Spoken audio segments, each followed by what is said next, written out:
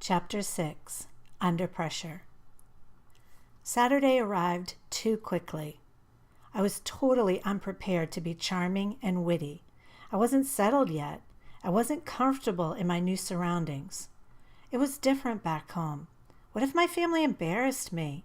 I knew that was extremely likely, especially if the conversation turned to parentage. I hated the fact that the 5 of us had 3 different dads, plus another brother from my dad's wife. Ugh.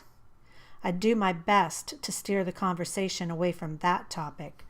I fetched the newspaper from the front porch and sat in one of the rocking chairs, deciding to familiarize myself with the local news instead of stressing about our dinner plans.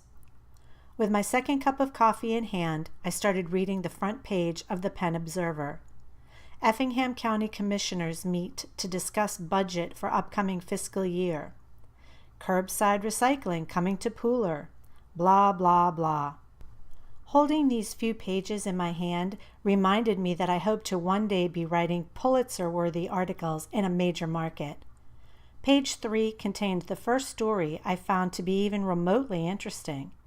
"Is Eden haunted?" read the titillating headline. It seemed there had been a series of unexplained events in Eden. A motorist who swore that his car just drove itself off the road, a couple of public works employees who claimed that their backhoes had a mind of their own, a teen who believed she was pushed into the street by an invisible force, barely avoiding being hit by a car, etc. Dinner conversation? Perhaps. I spent too long obsessing over my clothing options that afternoon. I didn't want to look like I had tried too hard, but I also didn't want to look like I didn't care. Capris and a couple of layered tank tops, some cute flips. We all piled into the Suburban at about 5:45. I read the directions aloud as my mother navigated through the tiny town that mainly consisted of 2-lane roads with no sidewalks. After about 10 minutes, I spotted the blue house number sign on the right side of the road. She turned into the tree-lined driveway, but there was no hint that a house was close by. It was a good thing Ty had warned me that their home was about a half a mile off the road. The low-hanging branches of the large trees crowded the SUV on both sides. Don and Danny were whimpering that they were scared and thought that the trees were going to get them. Mom and I laughed and assured them that the branches were not arms. Much to the delight of all the kids, we finally arrived at the most amazing house I'd ever seen in my life. Because my dad was an architect, I was familiar with a variety of structural designs. This was a 3-story American Gothic-style home with 3 large archways across the front. The middle one, slightly larger, showcased the large arched door. The 3 third-floor windows each had a small balcony at the base, and on the point of the front of the roof sat an imposing gargoyle. It appeared that he was staring right at us as we got out of the car that we parked on the edge of the circular driveway. Even though the house and landscaping were beautiful, there was something dark about it as well, something eerie that I couldn't quite put my finger on. As I was taking note of the ivy that was growing up the sides of this magnificent dwelling, the front door opened. Ty walked out to greet us. "You must be Mrs. Jacobs," he drawled, his perfect manners on display. "Actually, it's Rosen, but please call me Carolyn," she gushed, immediately impressed by his smooth southern charm. He flashed his amazingly bright smile and turned to look at me. And again, once our eyes met, I found myself unable to break away from his gaze.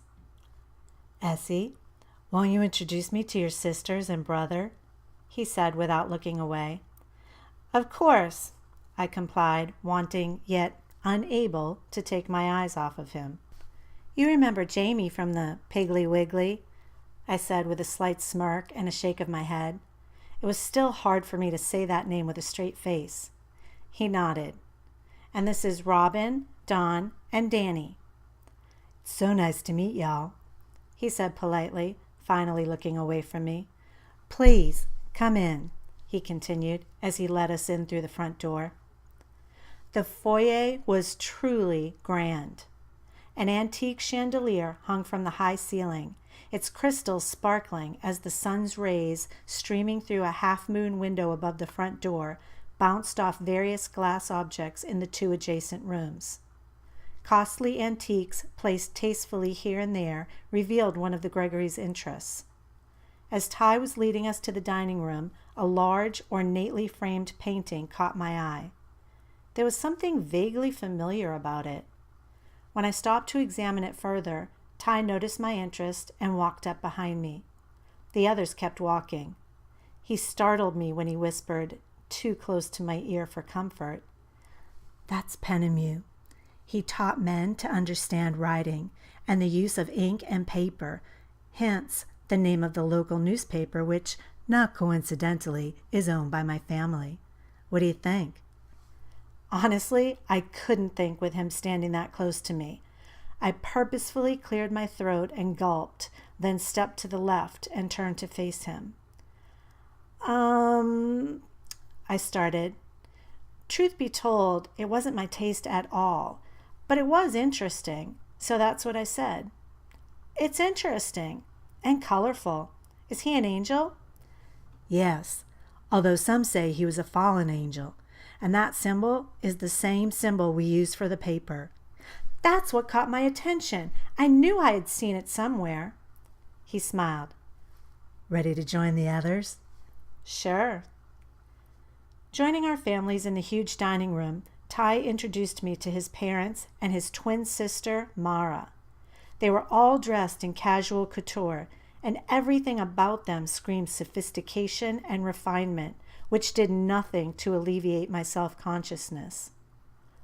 Dinner went by fairly quickly, despite the fact that the prevailing thought in my head was how very strange this all was. Mrs. Gregory had their cook prepare a delicious Southern meal consisting of chicken fried steak, mashed potatoes with gravy, a green bean casserole, biscuits, sweet tea, and peach cobbler for dessert. She said she wanted to be sure we were properly initiated to the South. Being the owner of a newspaper, it was no surprise that Mr. Gregory asked us each lots of questions, even the younger kids. They were excited to be included in the conversation and answered every question enthusiastically. When it was my turn, I explained that I was the editor of my former high school's paper, or rather was supposed to be, before the unexpected move. I suddenly realized that my disappointment might be seeping through, so I quickly forced a smile. At that, he graciously said there was always room for eager young reporters at his paper. Of course, I was thrilled, but I doubted that I could seriously consider it. After all, I had no idea what was going to happen between me and Ty, and I certainly didn't want to invade his turf if I wasn't welcomed by him. Mara, trying to be helpful, suggested that I might want to write a piece on Eden from a Yankees perspective. Mara. Where do I begin? Mara was tall and beautiful, with fluffy blonde hair, golden brown eyes like her brother's, and a body that I'm sure garnered her much attention among the male populace. She was only 16, like me, but she could probably pass for 21. When she spoke, I couldn't help but imagine her in a sash and tiara. We couldn't be more different, yet she mentioned several times how she just knew we were going to be the best of friends. With my possible interest in Ty, though, being friends with Mara might turn out to be a good thing. I decided to mention that I had read the entire newspaper this morning and was intrigued by the article on Eden being haunted. It seemed to me that the Gregorys all glanced at each other knowingly, but quickly looked back to me and forced a laugh. "What?" I asked, puzzled. "You know, Essie, I wasn't going to allow that article to be published, but I'm glad you liked it. I thought it was too silly, but Miss Andy insisted that it was in the public interest, so I relented. It will probably open the floodgates to all kinds of crazy stories now," Mr. Gregory answered, seeming amused. I had inadvertently ended any hope for normal conversation after bringing up that article. Not that I minded. For the rest of our time there, the Gregorys entertained us, especially the little ones, with stories of hauntings and strange events around the area since the early 1700s. We were also informed that Savannah had been named America's most haunted city. Robin and Dawn were so excited to hear that Ty promised to take them on one of the many ghost tours offered daily. That night, as I lay in my bed, my mind was racing once again. This was quite possibly the most bizarre and yet most amazing night of my life thus far. I had never met a boy who had had such an immediate impact on me. I usually reserved judgment until I had spent a certain amount of time with someone. I'd found that most people usually disappointed. I didn't like feeling this way, totally out of control. When he looked into my eyes, I couldn't think. Not cool. I woke to the buzzing sound of my phone vibrating on the nightstand next to my bed. With my eyes still glued shut, I reached blindly for it. Despite having had a great time with Ty and Mara and their parents last night, I had another dark dream. This time I found myself wandering through their house all alone.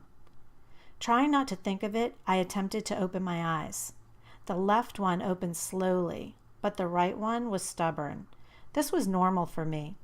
If I was forced to wake up before I would naturally awake on my own, my eyes refused to cooperate.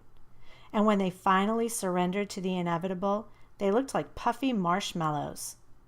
As I forced the right one open with my thumb and forefinger, I could barely make out the text message icon at the top of the screen. It was probably Jane. She had wanted me to call her as soon as we got back from dinner at the Gregorys, but I hadn't felt like talking last night. Some time needed to pass, and I needed to figure out what was bothering me before I could coherently recount the events of the evening. My eyes refused to focus. I got up, got a cup of coffee, and went outside to the porch swing. I looked at the phone again and tapped the text icon. To my shock, it was a message from Ty. Good morning, Essie. Just wanted to say thanks for coming to dinner last night. My parents enjoyed your family's company. Hope to see you soon. I sat there for a long moment, not knowing what to think. I had never known a boy like this. What happened to the 3-day rule? Did he not care if it seemed like he really liked me? Personally, I hated the games that boys played. And if I'm going to be honest, most girls as well. But I figured they were unavoidable.